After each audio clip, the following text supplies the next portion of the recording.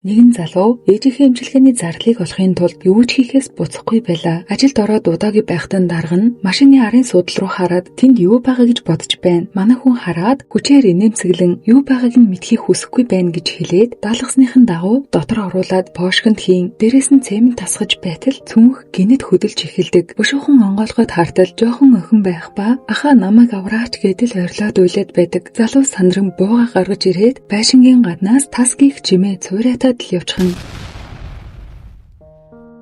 Сайн мэцхан уу та бүхэнтэйгээ шинэ киногаар уулзалгүй нэлээд удчихлаа. Би энэ заавал 7 хоног бүр 1-2 кино гэлтгүй. Хизээ ямар гоё кино гарна тэр үед нь л аник нь бараг ам ордог байгаа. Гэхдээ шинэ цуврал илүүлэхээрээ 7 хоног бүр ороход нь цаг тухайд нь оруулахыг хичээдэг. За тэгээд гоё кино орохгүй бол хүлээгээл байна гэсэн үг. Гэхдээ өчигдөр энэ киног санаандгүй олж хараад бүх ангийг нэг шөнийн дотор үзэж дуусгаад та хэдтэй хүрэхээр бэлдээд сууж байна. Кинотой холбоотой мэдээллийг тайлбар хэсэгт дараад харж болно. Дарддаг юмнуудаа дараад киногоо эхлүүлцгээе.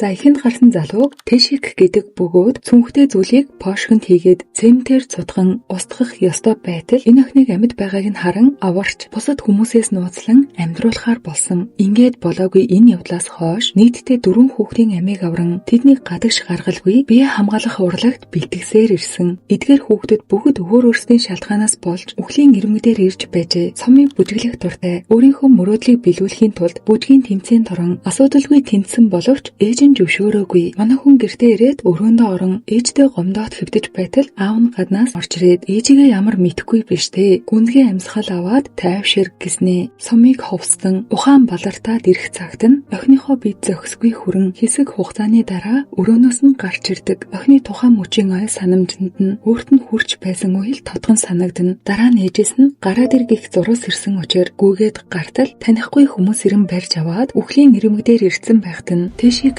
нь энэ байж харин киноны ихэнд гарч байсан Аяны хувьд гэр бүлэрээ шинэхэн байрандаа нүүж ирсгийн дэндүү хац жаргалтай нөхөр нь их нэртэй бүх зүйлээ шилжүүлэн баярсандаа орой нөхөртөөгөө тэмдэглэн суухдаа Аяны аав нь дарснаасаа хид хідэн удаа амсаж үзснээ. Гинтэл би нь мужраад унчихдаг. Энэ л ихнэр их нь хүлээж байсан зүйл хөхөрч байснаа хажууд нь нэрж суугаад бүх зүйлийг өгсөнд баярлаа гэснээ нөхрөө бүр мөсөн дуусгаж орхидог. Энэ мөчөөс эхлээд охиных нь амьдрал хар дарсан зөөд шиг болж хуурсан. Ээжийнх нь хувьд 2 дугаар байр гэж байхгүй. Түүний хувьд бүхий л зүйл тэргүүнд байх ёстой. Охиныгоо алах гэж хүртэл оролдоод тийм л хэрцгий хүн. Эцэст нь түүнийг яг л хог шиг хайсан.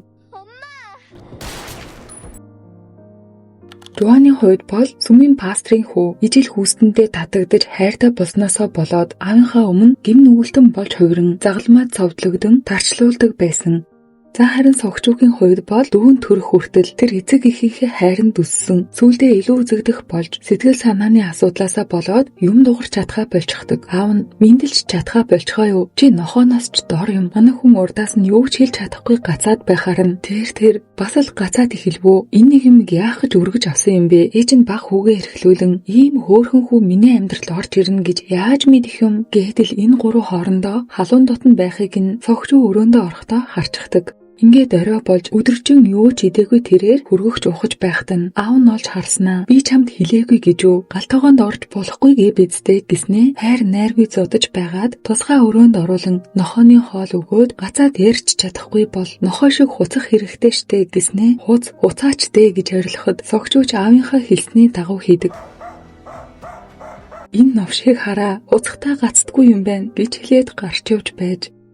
Ингэж л эдгээр хүүхдүүд хэцүү гэмээр хувь тавилангаар холбогдож энэ олон жилийн дараа Аяны ээж юу ч болоогүй юм шиг томоохон эмнэлгийн ерөнхий захирал буйны сангийн тэргүүн түүнийг Сэхүү гэдэг бөгөөд охиндоо гимшсэндээ сайн зүйл хийж амьдраагүй харин түүний ард хар бараа нууцаар дүүрэн Аяныг орлох илүү ухаалаг өөр охинтой болчихсон. Жихан бол сурлагатаа сайн яг л түүний хүсч байсан охин. Тиймдээж сайн хүний дүрсгэн Жианаар маш их бахархдаг. Түүний ангийн хамгийн сайн найз болох нэгэн хүүгэн сурлагатаа тааруугаасаа болоод ээжийнхээ дургуутслыг хүргээд авдаг. Бусад эцэг эхчүүдийн дунд ичгүтэр байдалд орсноосоо болоод тоглоомын газар дагуулж очин зүгээр л орхиод явчихдаг. За яагаад гэхээр эдгээр хүүхдүүдийг эцэг эхчүүд нь хууль бус байгууллагаас өргөж авсан. Тэднийг гоц ухаантай, сайн гентэй гэж бодсон боловч аав ээжүүдийнхэн санаанд хүрэхгүй болохоор яг л бараа шиг тэднийг согохтой гэж үзэн буцаан олголт хийснээр байгууллагын зүгээс хүүхдүүдийг устгалд оруулсан нь энэ байж. Гэхдээ манай хэд бодтой нь Тэшигтэй учирсан Шивүү гих нөгөө хүү дээр мөн адил дуудлагын дагуу ирээд авч явсныхан дараагаар нөгөө ээж нь хүүгээ алга болгочихлоо гэж худлаач үжиглээд уйлаад бөөн юм болно. Гэхдээ бүр нөхөртөөгөө аль хэзээ зөвлөлт ч гсэн байсан. Энэ үед нь Тэшигийн дарга хүүг төрүүлээд аваачиж бай. Удахгүй араас чинь очих болно гэхэд өө зүгээр дээ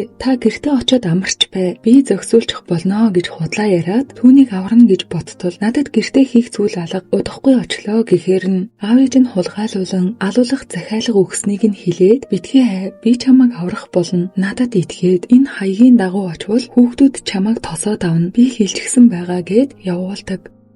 За харин энд хүүгийн ээж аав хоёр нь баяраа тэмдэглээд сууцгааж байдаг. Эхнэр нь бөөр зэвүүцсэн янзтай тэр намайг ээжээ гэдэл байсан. Ёо би түүнийг нь дахиж твчиж чадахгүй гэдгээ тэр үед л ойлгосон. Бодхоос л амар гэж байтал утас дугран харилцаараа авахд нөхөр нь хажуугаас нь хинч байгаа билээ. Ойлгох хэрэгтэй штэ гэтэл хүүн ээжээ намайг уучлаарай гэхэн сонсогдно. Чөчөрсөндөө утсаа шидэн юу болоод байгаа юм бэ? Тэр үхээгүй юм уу гэж хашгирахад өөрхий хүүн энэ үед л бүх зүйлийг ойлгодог. За энэ бол нөгөө хууль бус байгууллагын даргынхан туслах Шивүүг амьд байна гэсэн мэдээлэл ирэн Тэшигийн дарга руу залгаад хүү үхээгүй юм уу? Чи үхсэн гэж мэдэрээ гэж хэлэн утсаа тасалдаг. Ингээд л удалгүй орилсоор манай хүн дээр орж ирээд пошкийг шалган юу болоод байгаа юм бэ? Хүүхдийг алга болчихлоо л гэж бодлоо. Гэтэл цутгсан цементийг хараад тайвширч байтал юуг л нөгөө залууч нь туслахуудтайгаа орж ирснэ. Ахыг газар дээр нь нам буудаж орхидог. Дараа нь Тэшигт буугаа тулгаад пошкийг нээ гэхэд буугийн булаач аван чи тэдний нүд рүү харж байсан уу? Энд нас барсан хүүхдүүдийн нүднээс тамиг харж болно гэж хэлээд ашгүй тэднээс зүгтэж чаддаг. За харин нөгөө хүүч нь нөгөө хэд дээрээ яваад ирчихэж манай хэд аль болох аргадах гэж оролдоод ах яагаад чамтай хамт ирээгүй юм бэ гэзгээж байтал гэрийнх нь гадаа 11 настай хүүг хайж байна. Гих цагдаагийн машинтай цагаан хоолой сонсогдно. Хүүгээс чамайг хүн харсан уу? Чи цагдаа дуудаа юу гэхтэн ээж рүүгээ залгаснаа хэлснээр тэд Тэшигт ямар нэгэн зүйл тохиолдсон байх гин аян түүний зөв явсан боловч Тэшиг зүгтааж байхдаа замын хажуу руу онхолдон манай хүн ч энэ үед нь харж тааран очих гэж байтал Нүднийхэн өмнө Тэшигийн машин дэлбэрчихдэг. Хүүхдүүдийн хувьд ах нь аав нь тэд нэг гэр бүл шиг л болчихсон байсан.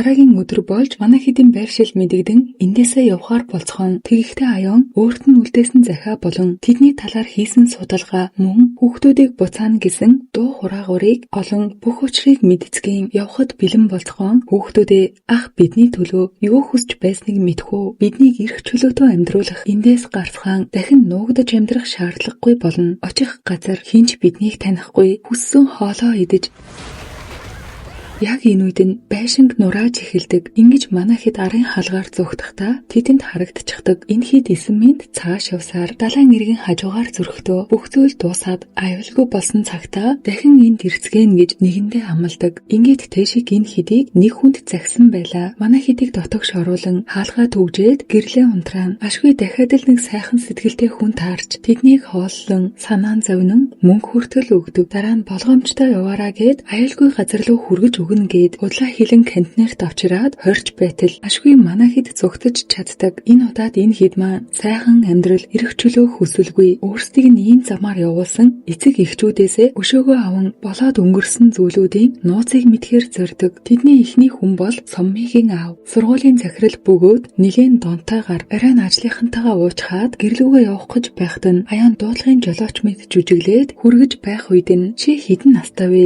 Залуухан харагдаж байна гэж үтсөөр гэртээ хөргүүлж ирээд орхосоо өмнө кофе уугаад явахгүй юм уу? Би ганцаараа амьдардаг, санаа зовох хэрэггүй дээ гэд байхаар нь манай хүн би кофе уудаггүй. Оронд нь бэлэн мөнгөний төлөө бол юу ч хийхээс буцахгүй. Та залуу охидод дуртай бололтой. Би надаас илүү хөөрхөн өхөөрдөм насанд хүрээгүй охиныг дуудаад өгөх үү гэж худлаа яриад аль хэзээ бэлдчихсэн байсан Жуаныг гэрлүү нь оруулчихдаг. Нөгөө хүн чинь дуртай нарахгүй инээмсэглэн оролтоо тайлахгүй юм уу гэж хүчээр тайлаад эрэхтэй байсныг нь мэдээд сандраа зогсож байтал нөгөө хэд маань орж ирцгэн. Хэсэг хугацааны дараа хүлж бэхлээд олсыг нь таслахад доороос нь зоож алхаар үзүүртэй зүйлүүд тавиад гишүүнчлэлийн картыг нь асуухад ам нээдэггүй. Охин нь буу толгон эхнэрийнхэн талаар асуухад мөн л адил хэлэхгүй. Тэгэхээр нь утсан дээр байх залуу охидтой авахулсан зургийг үзүүлээд арын нэг олсыг таслахад саялыг бүх үннээ хэлдэг. Тухайн үед ээж нь утсаа орхиод явах хооронд энэ хүн сомын руу гараад ирэх зурвас бичжээ. Харин эхнэр нь буцаж ирэн утсаа аван орой гэртээ ирээд охиноо алга болсныг мэдээд түүнээс хойш олохын тулд хаасайгүй хайгаад олоогүй учраа эцэст нь чочрлоосоо болон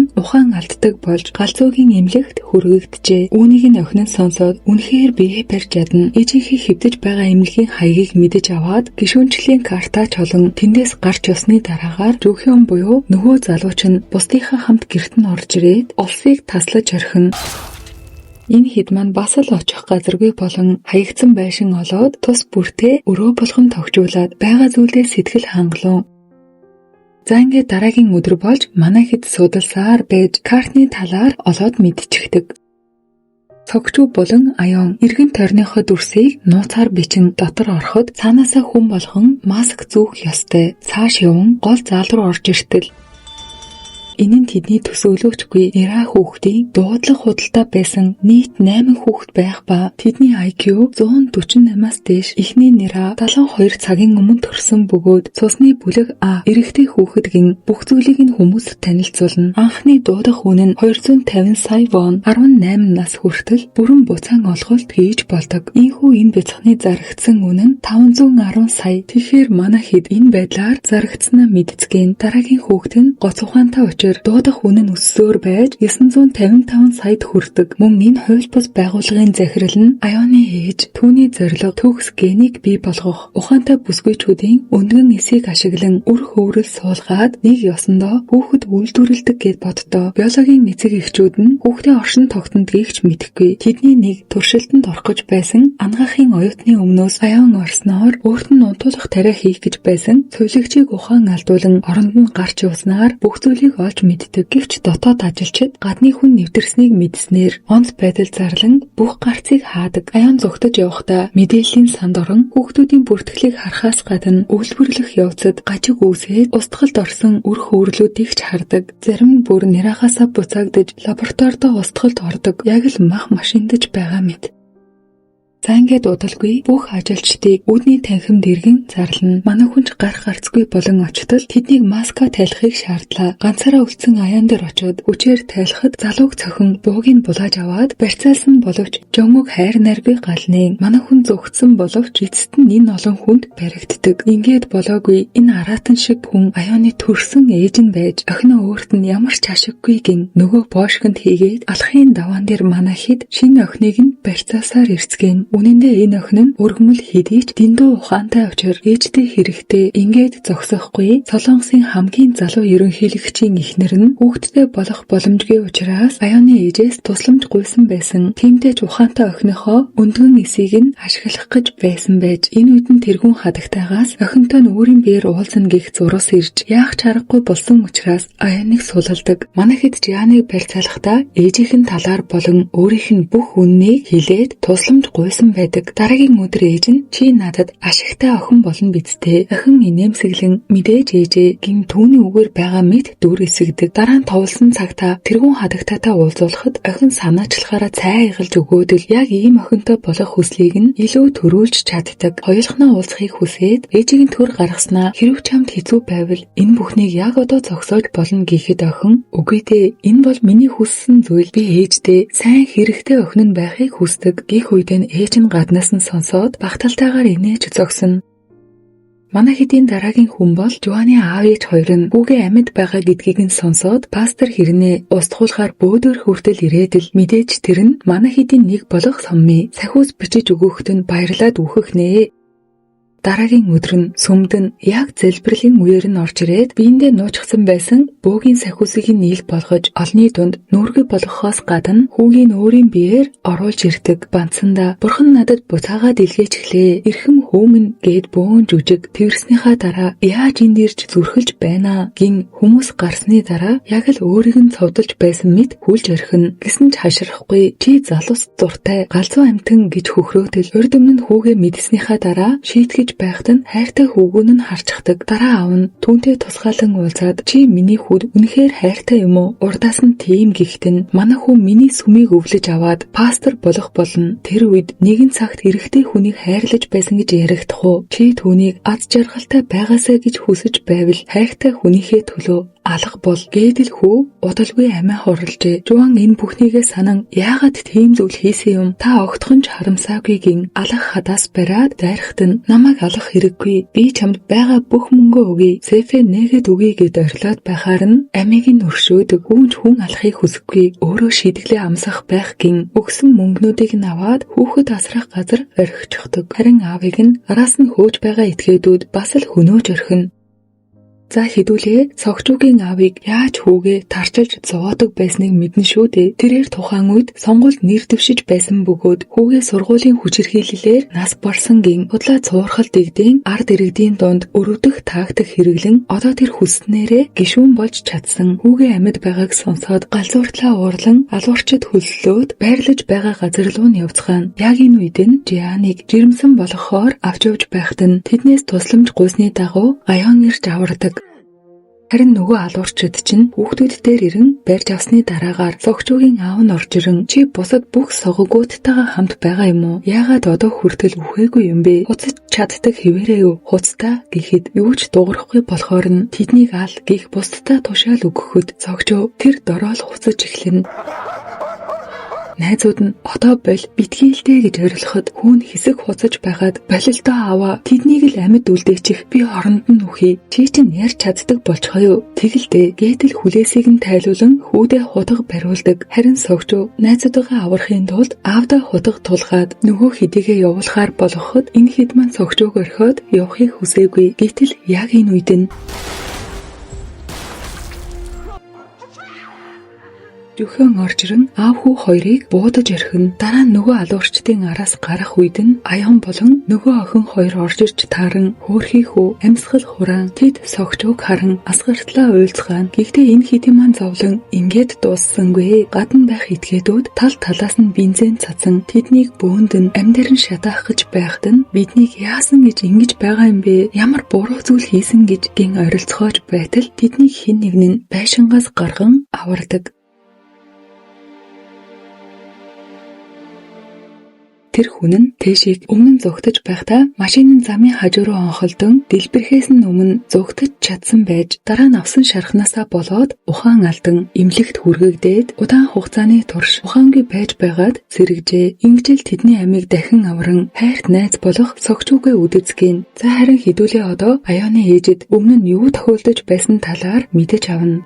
Дунд сургуульд байхад ээж нь салхинд хамт авч гараад машинаас юм аваад ирэх гэж хэлж яваад охиноо орхиод тэр чихтэй алга болчихсон. Ээжигээ удаан хүлээсний эцэст хаягдсанаа мэдээд ганцаараа хээр уйлахаас өөр юу ч хийж чадаагүй. Дараа нь удаан хугацааны турш тэнүүчилж яваад ээжийнхээ дугаарыг арай гэж олон залгатал биеийн үнэлэгч хийх ба эрчүүдээс хүүхэдтэй болон ашиглаад зүгээр л тэднийгээ хаяждаг байж ингээд л үнчин үлдсэн түүнийг дарамтлах нь олон энэ их өшөөх хорсол эцэст нь түүнийг ийм хүн болгожээ. За ингээд санаанд оромгүй зүйл болно. Өмнө нь эцэг эхчүүд өөрсдөө буцаан олголт хийдэг байсан бол энэ удаад байгууллагын зүгээс хүүхдүүд нь нэрүүл саруул байсан хэрнээ гинтийн ослоос болж гимтсэн аль эсвэл биеийн өвдөж эмнэлэгт хэвдсэн гэдэл байгууллагын хиллэгээр бол согогтой хүүхдүүдийг хүчээр буцаан олголт хийх болсон. Ихэнх эцэг эхчүүд анхандаа зөвшөөрөхгүй байсан хэрнээ цаанаас нь амлсан асар их мөнгөний тоо хараад дор бүрнээ бодлууд нь өөрчлөгдөн саналыг нь зөвшөөрөн хүүхэд хүүхдүүдээ устгалд оруулахаар болдог. Гэхдээ тэр дундаа яг л Суммигийн ээж шиг үнэн сэтгэлээсээ охиндоо хайртай гэр бүл байсан. Үүнийг нь мэдэж авсан Манахид бүх учраа хэлээд ах эгч хоёрыг зөвшөөрүүлэн буцаан олголт хийхээр болж устгал хийх шинэ газар нь аян охиных нь оронд очихоор болдог. Энэхит аюулгүй нэвтэрсэн ч гэлээ цугларсан эцэг эхчүүдийг тусад нь дуудаж уулзаад тэднийг өөрсдийг нь хүүхдүүдээ алахыг шаарддаг. Энэ үед хүмүүс арайч чадалгүй буцаан олголтоо цуцлая гэсэн ч нэгэнт оройтчихсан. Иргэн тойрон нь буутай хүмүүсээр сүрдүүлээд буцаж талбай руу гаргахад аюуны ээж нь охиныхоо төлөвлөгөөг аль хэзээ мэдээд энэ хоёрын жинхэнэ хүүхдийг нь аваад ирчихсэн.